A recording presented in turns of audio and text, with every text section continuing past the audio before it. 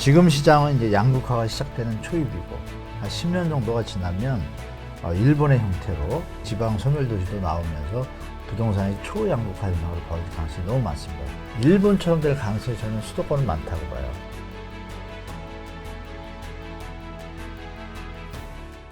네, 해무 반갑습니다. 오늘은 더 크래쉬의 책을 집필하신 한문도 교수님 모셨습니다. 교수님 반갑습니다. 네, 반갑습니다. 네, 요즘에 또 부동산 시장을 네. 전망을 하시는 데 있어서 원체 또 많은 분들이 네. 또 응원과 또 관심 많이 보내주시더라고요. 감사하게 받아들이고 있고, 요즘 제가 드린 말씀이 조금 우리 젊은 분들 또 무주택 분들한테 조금 공감을 좀 얻고 있는 것 같아서 저도 뭐 감사하게 생각하고 있습니다. 네. 저는 원래 기획 출신인데요. 대학교 졸업하고 그러다가 이제 사업하다 망해가지고요. 부동산을 이제 시작하게 됐고, 그래서 그렇게 한 지 벌써 30년이 됐습니다. 그래서 현업에서 한 10년, 15년 하다가 강의하고 겹쳐지면서 약간 강의 쪽으로 한 10년 전부터는 좀 더 하게 됐고, 지금은 이제 이 자리에서 있게 됐는데, 학교 한 3군데 강의 나가고 있고요. 뭐 방송 나가고 있습니다. 네. 그럼 교수님 일단은 네. 좀 직관적으로 네. 현재 부동산 시장을 먼저 좀 짚고 넘어가고 싶습니다. 근데 아무래도 서울권이랑 네. 지방권이랑 좀 달리 보고 싶은데 그렇죠. 일단 현재 상황과 앞으로의 좀 전망은 어떻게 흘러들어갈지에 대한 좀 간략하게 좀 맥을 짚어주신다면요. 간략하게 말씀드리면 일단 고점, 임계점을 일단 찍었고요. 뭐 그 주택 가격이 상승하는 요인에는 뭐 자연적인 요인도 있지만 정부의 뭐 경제 성장률이라든지 또 뭐 건설 경기 활성화 이런 것들 때문에 인위적으로 조작 정책을 하는 것들이 공존하죠.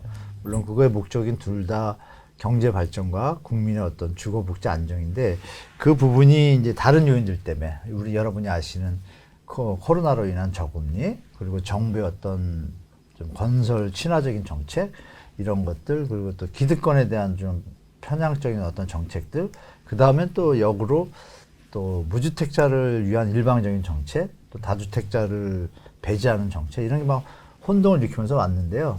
결론적으로 일단 꼭지점인 2020년도, 21년도에 영끌이 이제 붐을 일었잖아요. 네. 그 시기가 일단 끝났고, 그러면 이제 수요라는 것이 이동을 하잖아요. 몰려가지고 뭐 공포심도 있고 추격 매수도 있고 해서 그 유효 수요가 이동을 했고, 그럼 공백기가 생기지 않습니까? 그럼 자연적인 조건에서는 경제 상황이 가정적으로 안정적이라고 할 때 소득이 늘고 공급이 뭐 자꾸 적정하게 나오고 이럴 때 인구도 늘고 이러면 주택가격이 올라가겠죠. 근데 그런 시기가 지났어요. 말씀 주신 서울 부동산 시장은 희소성이 있다 보니까 좀 상승을 유지할 수 있는 어떤 베이스 팩트들이 많지만, 지방 같은 경우에는 인구 감소가 지금 본격화되기 시작했고, 지금은 좀 못 느끼시지만 한 10년 뒤부터는 한 해에 한 20에서 30만씩 인구가 줄어요. 특히 고령 인구가 빨리 줄잖아요. 그런 부분에서 지금 시장은 이제 양극화가 시작되는 초입이고, 한 10년 정도가 지나면 일본의 형태로 지방 소멸도시도 나오면서 부동산의 초양극화 현상으로 벌어질 가능성이 너무 많습니다. 그래서 이제 앞으로는 예전처럼 묻지마 투자, 뭐 묻지마 내 집 관리의 시대는 지났고, 선별적이고 차별적이고 합리적이고 선택적으로 주택을 마련하셔야 되고, 투자도 그런 방향으로 갈 수밖에 없는 시장으로 이제 바뀌고 있습니다. 지금 상황에서 어떻냐면 이 다주택자가 한 250만 명 정도 되거든요. 그분들이 갖고 있는 지배수가 한 400만 호예요. 그런데 아시는 바와 같이 문재인 정부 때 집값이 막 오를 때 뒤늦게 공급 정책을 만들었잖아요. 그게 이제 한 112만 호 정도의 그 공급 택지가 조성이 됐어요. 그거는 이제 나라에서 주도적으로 가는 건데, 그러면 보상이 다 끝나면 결국은 다 지어지는 거잖아요. 이미 이제 확보된 것이고, 그다음에 민간에서 재건축, 재개발 등을 통해 가지고 또 공급되는 게 있잖아요. 그걸 하면 여러분이 공약 때 들어보셨잖아요. 뭐 250만 원. 그러니까 최대치인데, 그러면 미니멈으로 잡아도 100만 원 나온다는 얘기고요. 결정적으로 말씀드린 대로 인구 감소가 이제 시작되잖아요. 그 100만 원가 지어지는데 보통 그동안 정권들을 보면 빨라도 한 7년, 한 10년 정도 수요가 됩니다. 근데 군사정부 시절이던 노태우 정권 때는 한 5년 만에 다 마무리가 됐거든요. 근데 그건 뭐 그렇게 드문 일이고, 그럼 우리가 한 7년 정도 받을 수가 있잖아요. 그동안은 한 계속적으로 지속적으로 이제 안정적인 물량들이 나온다는 얘기고, 근데 그 와중에 인구가 감소하고 있는데 결정적인 게 그 결혼하신 분들 있잖아요. 그 결혼상이 저희 때는 뭐 맥스로 잡으면 한 40만 쌍이에요. 네. 근데 작년에 19만 쌍 나왔잖아요. 딱 반토막 났죠. 그렇죠. 그러니까 제가 딱 계산하니까 딱 한 30년 딱 텀이에요. 그러니까 결혼 핵심 연령 인구가 그러면 앞으로 또 텀을 계산해 보면 10년, 15년 뒤부터는 주택이 지금 지어진 거에 질적인 어떤 변화가 있지 양적인 변화가 의미 없는 시기가 올 것 같아요. 인구 감소가 천천히 녹아들긴 하지만 이미 이런 것들을 공부하신 분들은 아마 4, 5년 내 이때부터는 특히 60, 70, 80들은 매각의 분위기로 들어갈 수도 있습니다. 그러나 그 전에 충격이 온다라면 더 빨리 당겨줄 수도 있죠. 일본처럼. 근데 우리는 일본에 대해서 학습 효과가 있으니까 오더라도 이제 방어 능력이나 이제 회복 능력은 더 뛰어나겠죠. 그러니까 분명히 그것은 올 수밖에 없는 환경이다. 그래서 지금 만약에 무리하게 뭐 5년, 10년 안에 내가 이 부동산을 통해서 큰 돈을 벌겠다. 특히 갭 투자.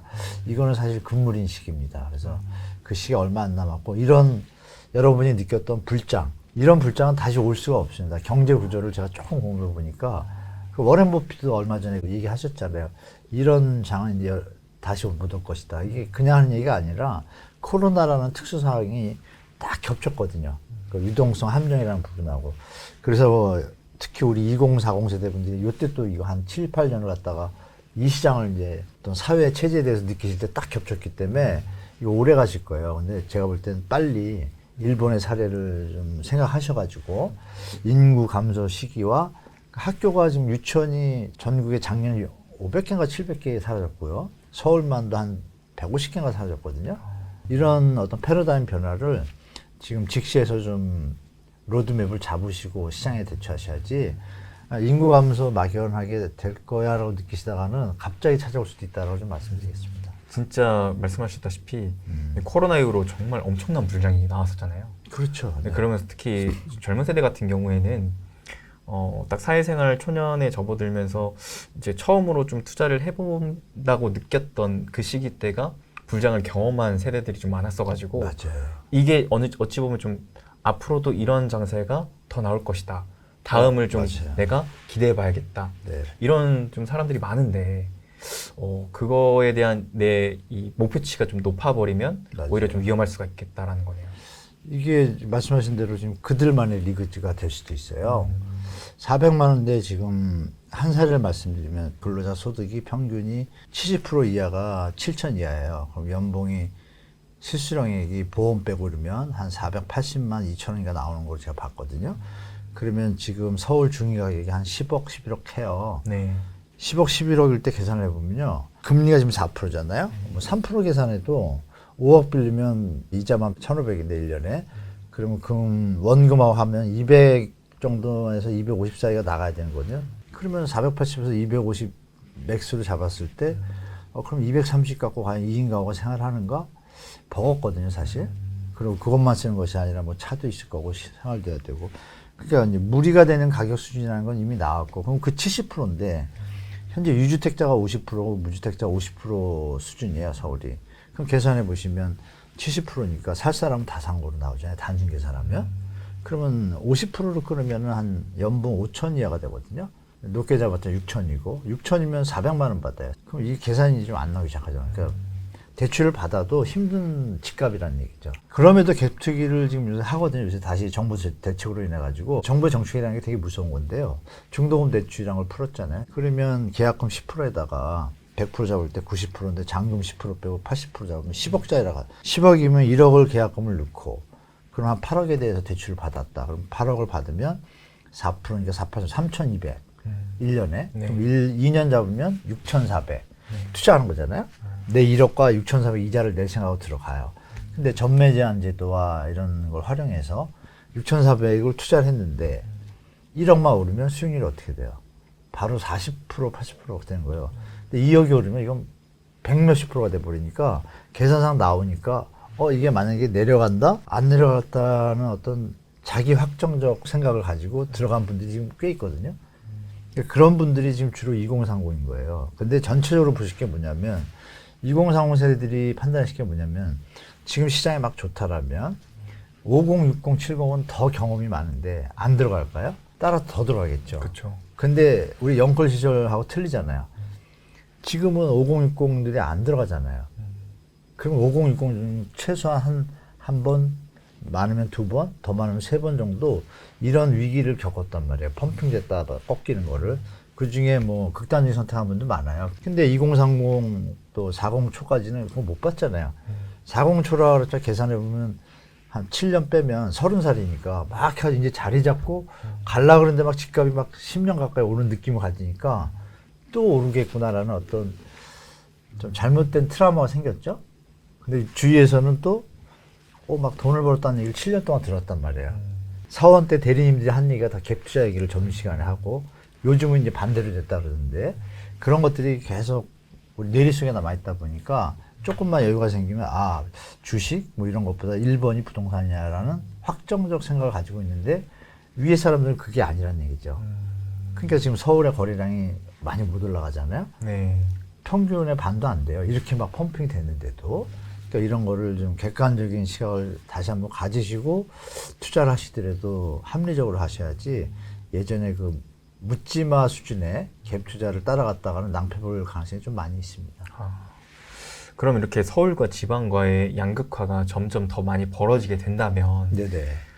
이제 무주택자 입장에서는 수도권에 내 집 마련하는 꿈이 점점 더 불가능한 영역으로 가는 거 아닌가요? 저는 그렇게 생각 안 합니다. 어. 이제 10년, 15년 뒤를 한번 생각해보세요. 10년 사실 금세 가거든요. 그러니까 우리 시청자분 중에 만약에 지금 33세 정도 되셨다 이러시면 결혼을 하셨든 안 하셨든 한 20대 초반에 남자분들은 대학교 군대 갔다 오고 이러면 27, 8 가까이 되는데 막 열심히 하다가 짝 만나서 결혼했을 것이고 혼자 사시든지 여자분들은 그보다 한 3, 4살 정도 어리시겠죠. 그분들은 오르는 것만 딱 봤는데 집을 못 샀어요. 현재 못 샀는데 너무 비싸요. 그럼 현재 대출 꼈을 때 부담이 되니까 머물러 있는 잠재 수요죠. 그러면 둘 중에 하나죠. 가격이 내려오든지 내가 돈을 많이 벌면 살 수가 있겠죠. 그렇죠. 근데 그 사이에 그 집을 가지고 있는 사람들이 저세상으로 간다고 가정할게요. 그러니까 대한민국의 구조가 70, 80들이 집을 많이 갖고 있어요. 특히 서울 수도권은. 많이 갖고 있는데 그분들이 그 집을 어떻게 할까요? 그 자제분이 그걸 다 받아서 임대 사업을 할까요? 좀 예전하고 좀 틀려요. 물론 뭐 금수저라고 해서 받아서 하는 분도 있지만 그 집들이 다 소화가 안 되면 일본처럼 될 가능성이 저는 수도권은 많다고 봐요. 질문이 서울이 아니라 수도권을 얘기했었잖아요. 네. 수도권은 제가 볼 때 지금 수도권 신도시들 가보면요. 딱 양극화되어 있어요. 이 30, 40 세대는 없고요. 60, 70, 80은 많고 갑자기 애기들이 더 많아요. 애들을 둘 정도 낳고 딱 그 세대예요. 그 중간에 상호상황이 없어요. 근데 요 둘만도 평균을 내보면 출산율이 한 1.2밖에 안 돼요. 지금 이제 중고등학생들. 그럼 15년, 20년 뒤만 생각하면 딱 나오죠. 얘들이 커서 이제 여러분 2030처럼 될 나이잖아요. 그 인구가 지금 분들의 33% 정도가 감소하는 거 나오거든요. 근데 그 위에 분들은 가지고 있던 집들을 가시면서 집이 나오잖아요. 네. 그걸 한번 크로스 체크를 해볼 필요가 있지 않을까요? 막연하게 계속 우리 밑에 이 사람이 오는데 결혼하는 쌍이 지금 캥거루죠? 지금 부모님들하고 계셔도 부모님이 뭐라고 안 하잖아요. 옛날 같으면 30살만 돼도 저희 때는 결혼 못하면 하자라고 그랬는데 빌런이라고 그랬는데 지금은 전혀 그런 의식이 없잖아요. 맞아요. 네. 라이프도 바뀌고 의식도 바뀌었기 때문에 캥거루가 더 좋다고 생각하시는 분들 많아요. 그런 것들이 이제 중첩되면 어떤 일이 벌어져요? 유효 수요가 줄죠. 살 수 있는 이런 사람보다 잠재 수요는 많은데 네. 유효 수요가 급하게 주는 거예요. 근데 잠재 수요마저 10년이 지나면 줄죠. 인구가 주니까. 그때부터. 결혼쌍이 지금 계속 줄었잖아요. 여러분들 그 다주택자들이 지금 집이 역전세난 막 이러고 있잖아요. 대출에서 빚어진 게 지금 정상화 과정에서 리버스가 일어나니까 이런 일이 벌어지잖아요. 이게 계속 유지될까요? 쉽지 않거든요. 그러니까 그런 걸 종합적으로 보시면 제가 이런 얘기 가끔 해요. 우리 젊은 분들 너무 고생하시는데 진짜 막 힘들고 답이 없고 박탈감 느끼지 마시고 15년, 20년 뒤를 생각하셔라. 그러면 세상이 바뀌었다고 저는 믿습니다라고 뭐 이게 100% 위로는 안 되겠지만 왜냐하면 유튜브가 많이 발전했거든요. 예전처럼 대중들을 속여가지고 부동산을 일부 사람들이 매집을 해서 독점적으로 공부를 하면 과대 차익을 얻잖아요. 근데 그거를 사전에 차단할 수 있는 방법이 언론과 팩트인데 그전에는 길이 없었지만 대통령 선거인가요? 그때 시즌부터 해서 유튜브가 완전히 대중 매체로 잡아가고 있는 중이라고 저는 느껴요. 개인적으로. 그래서 지금 방송국들도 보면 다 지금 유튜브에 지금 올인하는 걸 제가 느끼거든요. 일반적인 뭐 개인 유튜버든 뭐 이런 분들을 보면 구독자가 없으면 아웃이잖아요. 예. 구독자는 일반 대중이잖아요. 네네네. 그러니까 광고주가 뭐 하란다고 하는 대로 하면 구독자가 떠나잖아요. 아, 그쵸. 완전히 다른 어떤 언론 환경이 된 거죠. 맞습니다. 그거 제가 계속 말씀드린 게 젊은이 여러분 유튜브를 밀어주셔야 됩니다라고 하고 유튜브가 자리 잡는 순간 대한민국은 제2의 번성기가 올 것이다. 진실이 펼쳐지게 되면 해외 선진국처럼 적정한 보유세, 과다한 차익은 하고 싶으면 하지만 세금을 걷는다. 이런 기조만 정확하게 공정하게 잡혀진다라면 무리하게 우리나라처럼 이렇게 갭투자할 일이 생기지 않거든요. 그런 걸 생각하면 그게 다 세대가 바뀌어야 되잖아요. 그러면 지금은 아닌 것 같고 제 선배뻘 되는 분들한테는 죄송하지만 한 10년 뒤면 좀 많이 가실 거 아니에요. 다른 좋은 데로. 그러면 좀 많이 바뀔 것 같아요. 갭 투기를 해서 혜택을 본 비율은 10에서 20%도 안 된다고 봐요. 그럼 80%는 이거 제도에 대해서 분명히 문제점이 있다고 다 느끼고 계시고 어떤 트리거들이 좋은 방향으로 팩트를 던졌을 때 거기에 동조를 하지 아 나는 예전에 갭 투자하던 그 톰을 따라서 따라가야지 하는 비율은 적어질 거라고 봐요. 그게 선진국으로 가는 과정이잖아요.